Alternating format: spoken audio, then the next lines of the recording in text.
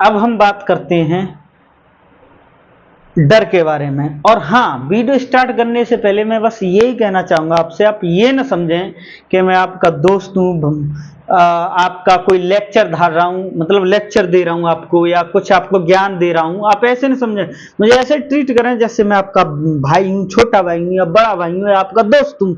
आप मुझे ऐसे समझने की कोशिश करें। और मेरा आज का पॉइंट, मुख्य बिंदु रहेगा डर क्या है। तो डर के बारे में मैं बस आपको कुछ पॉइंटों से आपको बताऊंगा। सबसे पहले मेरा यही प्रश्न होगा कि हमें डर लगता क्यों है। फिर हमारा आगे का जो इसका आंसर होगा कि आगे का जो प्रश्न होगा इससे निवारण कैसे करें।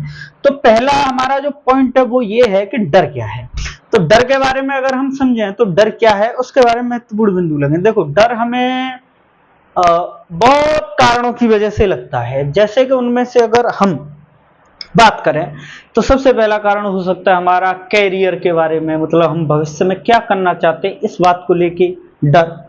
दूसरा, अगर हम ये बात करें कि हमारी जिंदगी में क्या चल रहा है, फ्यूचर में क्या हो रहा है, कुछ भी हो सकता है, वो कोई भी रिलेशनशिप हो सकती है हमारी, उसको लेकर के डर हो सकता है। आखिरकार डर है क्या? हाँ, कुछ डर हमें उस वजह से लगते हैं कि जैसे कि आप मेरी बात को बस गलत न समझें, कुछ डर हमें धर्म गुरुओं की वजह से भी लगते हैं। जैसे कि किसी ने कहा कि आप मंगल को या किसी दिन को व्रत रखिए, या किसी ने कहा कि आप वहां पर चादर चढ़ाइए, या किसी ने कहा कि हाँ आप उस कृष्ण की सेवा करिए, पूजा करिए। तो डर लगने के कई कारण हो सकते हैं। जैसे कि मैं हिंदू धर्म से बिलोंग करता हूं, तो आपको ये सारी चीजें मैं हिंदू मैथोलॉजी या हिंदू धर्म के हिसाब से ज्यादा समझाने की कोशिश करूंगा कि डर हमें क्यों लगता है। जैसे कि डर के कई कारण हो सकते हैं, एक वजह नहीं हो सकती। हम अपने कैरियर को लेकर भी सोच सकते हैं डर क्यों लग रहा है। हम ये भी सोच सकते हैं कि अपनी रिलेशनशिप को लेकर भी हमें डर रखता है, हमें फ्यूचर को लेकर भी डर रहता है, हमें मतलब कुछ ना कुछ हमें हर वक्त एक डर बना रहता है।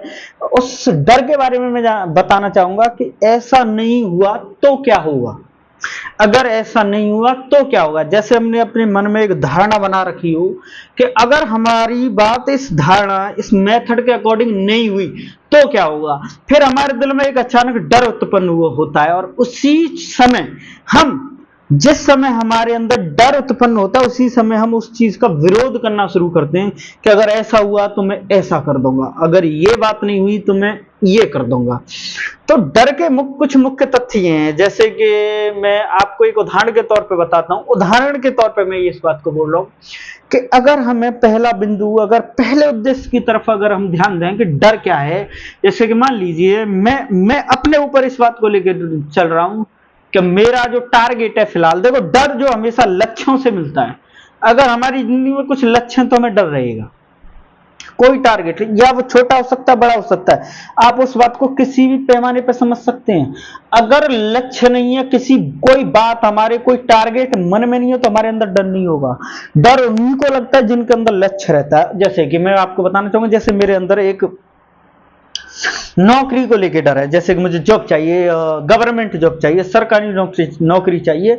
उसको लेकर के मेरे दिल में एक तथ्य है कि अगर मुझे न मिली तो क्या करूंगा, अगर न मिली तो क्या करूंगा, अगर तो क्या करूंगा पर अगर मैं जाऊं तो सिर्फ एक ही बात मिलती है कि मैं उस चीज का बहिष्कार करना शुरू करूंगा, मैं उस बात के बारे में गलत बोलना शुरू करूंगा। जैसे कुछ लोग कहते हैं कि गवर्नमेंट जॉब अच्छी नहीं है। देखो, जो मिल जाता है वो अच्छा रहता है, जो नहीं मिलता वो बिल्कुल अच्छा नहीं रहता।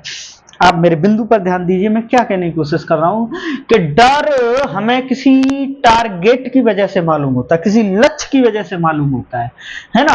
जैसे कि अगर हम अब छोटे से, बिल्कुल छोटे से बिंदु पर जाने की कोशिश करें कि अगर हम सुबह प्रार्थना करते हैं, प्रेयर करते हैं, वो किस लिए करते हैं, उसका मेन उद्देश्य क्या है प्रार्थना करने का।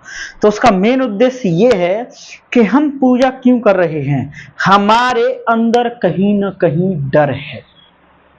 और आगे जो मैं बोल रहा हूं उसके बारे में मुझे दोषी मत ठहराना, बस मैं ये आपसे कहना चाहूंगा। देखो, डर के बारे में एक और पॉइंट बोलना चाह रहा हूं कि हम जितनी भी पूजाएं कर रहे हैं वो एक डर की वजह से कर रहे हैं।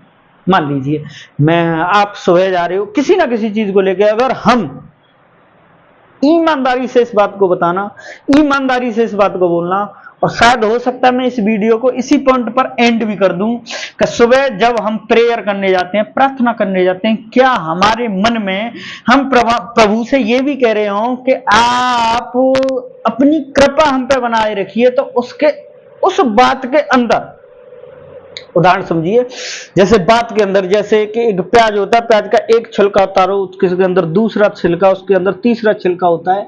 उसी तरह मैं कह रहा हूं कि अगर हम कुछ सोच रहे हैं तो उसके अंदर भी कोई बात दबी रहती है। तो उस बात के ऊपर मैं बात कर रहा हूं कि अगर हम डर की बोले, मान लो मैं प्रभु की, भगवान की, ईश्वर की अगर मैं प्रार्थना करने सुबह जगह और मैं प्रार्थना कर रहा हूं, तो उस बात के अंदर भले ही मैं ये कह रहा हूंगा कि प्रभु मुझ पर दया बरसाए रख लेंगे, उस दया के पीछे कोई ना कोई मेरा स्वार्थ छुपा हुआ है, कुछ ना कुछ मैं उस बात के पीछे कुछ ना कुछ सोच रहा हूं।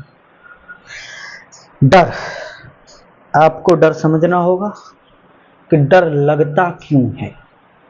आपको इस बंधु तक जाना होगा कि डर क्यों है। मैं लेक्चर नहीं दे रहा हूं, आप ये सोचें कि ये कोई लेक्चर झाड़ रहा है या कुछ समझाने आ गया है। अगर उस अंतः बिंदु तक हमें जाना है तो आपको बातें समझनी होंगी। और हां, डर के ऊपर अगर आप वीडियो चाहते हो तो मुझे कमेंट करना, मैं इन्हीं तथ्यों को लेकर के आगे आपसे बात करूंगा। नमस्ते।